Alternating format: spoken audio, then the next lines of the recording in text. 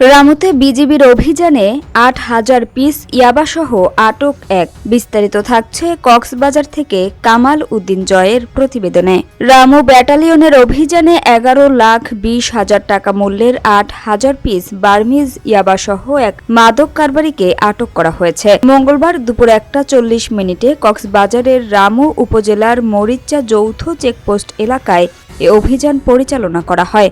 Ramu battalion সূত্রে জানা যায়, গোপন সংবাদের ভিত্তিতে ব্যাটালিয়নের অধিনায়ক লেফটেন্যান্ট কর্নেল কাজী মাহতাব উদ্দিন আহমেদের দিক নির্দেশনায় নায়েব সুবেদার মোহাম্মদ তরিকুল ইসলামের নেতৃত্বে বিজিবির একটি টহল দল মরিচ্চা যৌথ চেকপোস্টে অভিযান চালায়। এ সময় একটি সন্দেহজনক ইজি বাইক থামিয়ে তল্লাশি চালানো হয়।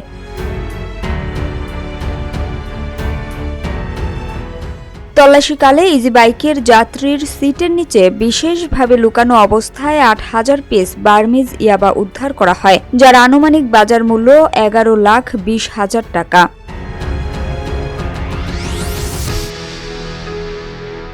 আটক ব্যক্তি হলেন FDMN মোহাম্মদ আনোয়ার। তিনি উখিয়া উপজেলার বালুখালী রোহিঙ্গা ক্যাম্প 10 এর ব্লক জি এলাকার বাসিন্দা এবং সিরাজুল মোস্তাফার পুত্র। প্রাথমিক জিজ্ঞাসাবাদে আটক ব্যক্তি ইয়াবা বহনের বিষয়টি অস্বীকার করলেও পরবর্তীতে উদ্ধারকৃত আলামতের ভিত্তিতে তাকে আটক করা হয়।